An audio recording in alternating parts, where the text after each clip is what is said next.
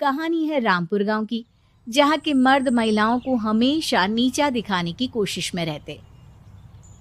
अरे अभी तक खाना नहीं आया, क्या मुझे एक और शादी करने की जरूरत है? नहीं जी नहीं, ऐसा मत करना, वरना मैं कहाँ जाऊंगी। खाना लेकर मैं अभी आई जी। गांव की पंचायत में भी फैसले हमेशा औरतों के खिलाफ ही रहते। मैं जो फैसला सुनाता हूँ वो भगवान की आज्ञा होती है। इस लड़के ने अपने मन से शादी करके अच्छा नहीं किया। लड़के को घर भेज दो और इसकी शादी इसकी जाति की किसी लड़के से करवा दो, लेकिन ये लड़की, इसे तो गांव के बाहर निकाल दो। नहीं नहीं जमींदार साहब, ये क्या बोल रहे हैं? ऐसा नहीं हो सकता। मेरी बेटी मासूम है, इसे अच्छे बुरे की समझ नहीं है। अरे कहाँ जाएगी ये बेचारी? कहाँ जाएगी? इतनी चिंता है तो पूरे परिवार का गांव निकाला कर देते हैं। बेचारे पूरे बसे बसाए परिवार को गांव छोड़ना पड़ता है। चाहे जो हो, अगर बेटियों को कंट्रोल नहीं कर सकते तो गांव में रहने का कोई मतलब नहीं है। यहाँ औरतों को दब कर रहना होगा।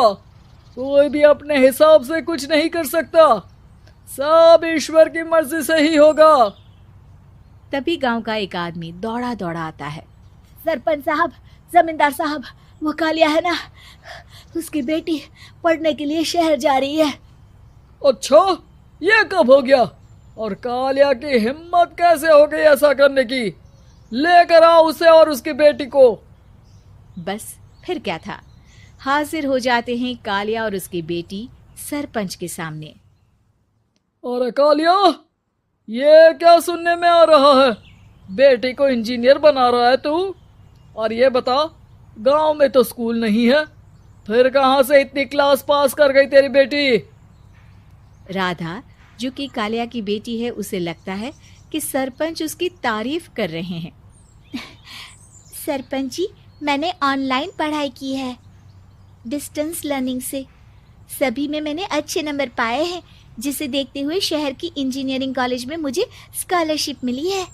वाह जी वाह, क्या होती है ये? पहले तो ये बताओ, फिर आगे की बात करते हैं।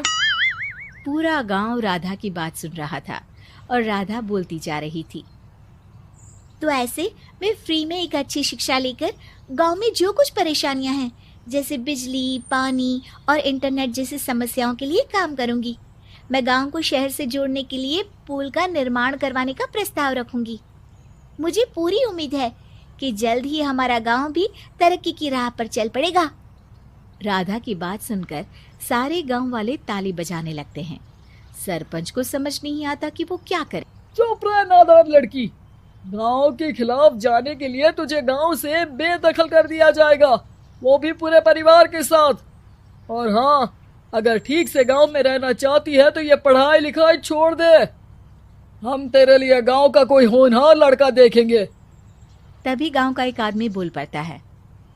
अरे नहीं नहीं सरपंच जी, राधा बिटिया जो बता रही है, अगर वैसा हो जाए तो हम लोगों को पैसा कमाने के लिए बाहर नहीं जाना पड़ेगा।